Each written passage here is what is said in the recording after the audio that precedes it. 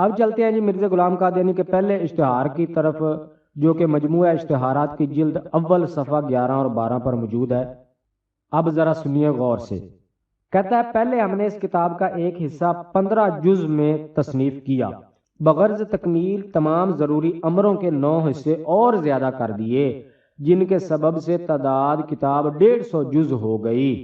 ہر ایک حصہ اس کا 1000 نسخہ چھپے تو 94 روپے صرف ہوتے ہیں، پس کل حصص کتاب 940 روپے سے کم میں نہیں چھپ سکتی۔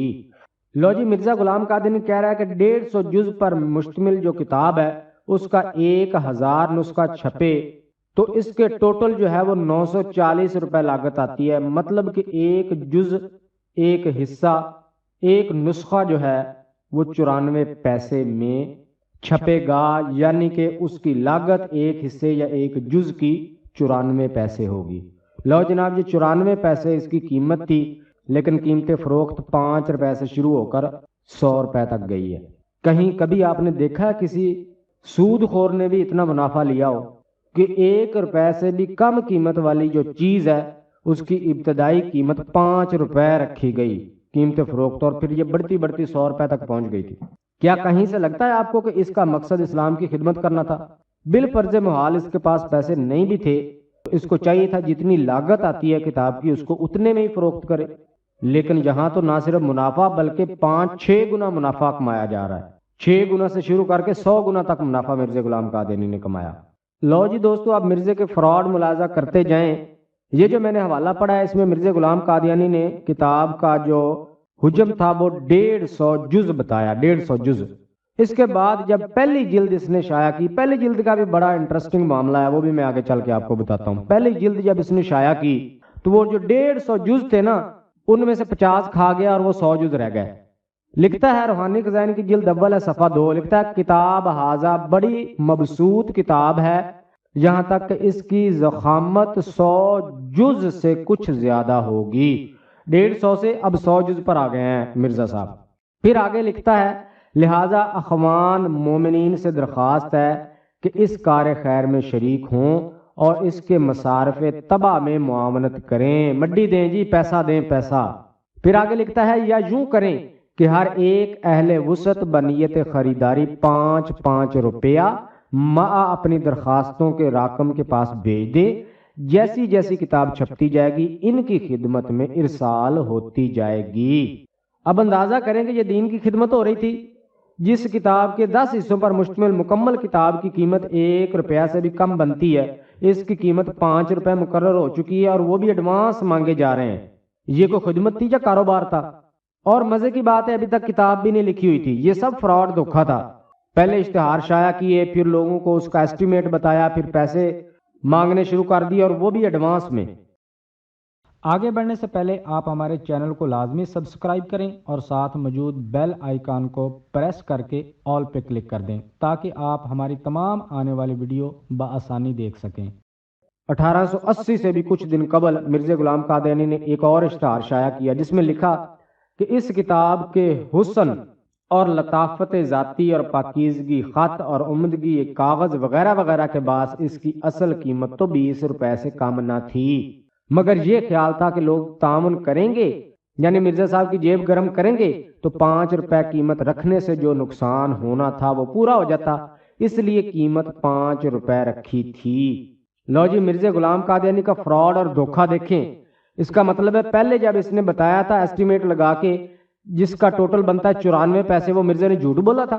وہاں کیوں نہیں اس نے لکھا کہ بھائی 20 روپے لاگت ہے لیکن قیمت 5 روپے رکھوں گا؟ یہ ہے مرزا غلام قادیانی کا وہ فراڈ۔ پہلے خود اس نے 94 پیسے قیمت بتائی ہے ایک حصے کی مکمل چھپوائی کی، اب جھوٹ بول رہا ہے کہ نہیں تھی وہ تو 20 روپے تھی، تو پھر 94 والا جھوٹ بولا تھا آپ نے کہ 940 روپے 1000 کی چھپوائی بنتی ہے۔ آگے لکھتا ہے مگر کافی انتظار کے بعد بھی کوئی خاطر خواہ نتیجہ نہ نکلا اور فقط چند لوگوں نے مدد کی اور مرزا صاحب ان لوگوں کے نام کتاب براہین احمدیہ پر درج کرنے کا اعلان بھی کر رہے ہیں اور ساتھ یہ کہہ رہے ہیں کہ جن لوگوں نے پیسے دیے ہیں یا دینے کا ارادہ ہے وہ اب اس کتاب کی قیمت بجائے 5 روپیہ کے 10 روپیہ سمجھیں، اور اگر لوگوں نے مفت میں مدد کر دی تو پھر کتاب کی قیمت وہی 5 روپے رہے گی ورنہ 10 روپے۔ اب یہاں مرزا غلام قادیانی نے جو منافع تھا وہ 10 گنا سے بھی زیادہ کر دیا. پتہ نہیں اسی کتاب کے سہارے ساری زندگی گزارنی تھی مرزا نے. اور مزید یہ بھی لکھا کہ پیسوں کا بندوبست نہ ہونے کی وجہ سے کتاب چھپنے میں دیر ہوتی رہی، لیکن اب مزید دیر نہیں کر سکتے. اور لکھتا ہے اور انشاءاللہ یہ کتاب جنوری 1880 میں زیر طبع ہو کر اس کی اجزاء اسی مہینہ یا فروری میں شائع اور تقسیم ہونا شروع ہو جائے گی. یہ سارا قصہ مجموعہ اشتہارات کی جلد اول کے صفحہ 13 اور 14 پر ملاحظہ کیا جا سکتا ہے. اب یہاں مرزا غلام قادیانی نے کتاب کی اصل قیمت یعنی کہ قیمت جو لاگت آتی ہے وہ 20 روپے بتائی، جبکہ اس سے پہلے لاگت جو ہے وہ 94 پیسے بتائی تھی اور 5 روپے قیمت فروخت مقرر کی تھی. اب ملاحظہ کریں جب براہین احمدیہ کا پہلا حصہ شائع کیا وہ حصہ نہیں تھا، ایک لطیفہ تھا، تو اس میں مرزا غلام قادیانی نے اپنے روایتی دجل اور فریب سے کام لیتے ہوئے کتاب کا اصل خرچ 25 روپے بتایا. اب اندازہ کریں پہلے 94 پیسے بتایا خرچ جو آتا ہے چھپوائی وغیرہ پہ، پھر اس کے بعد 20 روپے بتایا، پھر 25 روپے بتایا. یہ مرزا غلام قادیانی کے جھوٹ تھے. پہلے جب 94 بتایا تھا تو جھوٹ بولا تھا اس نے. اور اگر بالفرض کوئی کہہ لے کہ وہ جی ایویں کتابت کی غلطی ہو گئی تھی مرزا صاحب سے، تو پھر آگے جب اس نے کہا جی کہ اصل اس کا جو خرچ آتا ہے وہ تو 20 روپے ہے، وہ بھی کتابت کی غلطی تھی کہ اب یہاں پر 25 روپے ہو گئے ہیں. لیکن دراصل مرزا غلام قادیانی چاہتا تھا کہ زیادہ سے زیادہ مڈی حاصل ہو.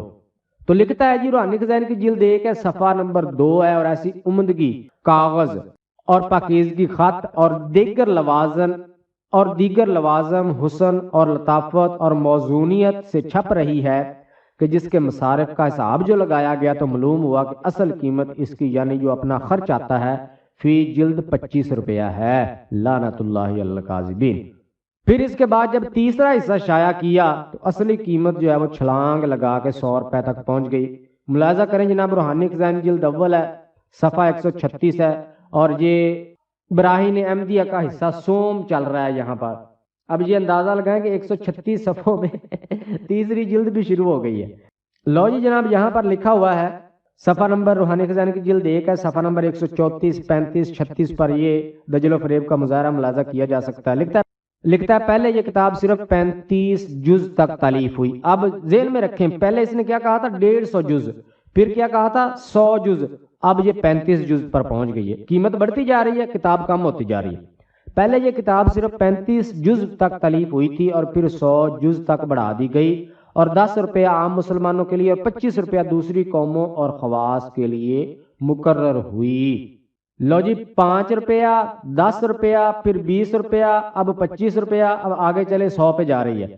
روحانی خزائن کی جلد اول ہے، صفحہ نمبر 135 اور 319، اور مکتوبات احمد جلد دوم صفحہ نمبر 149.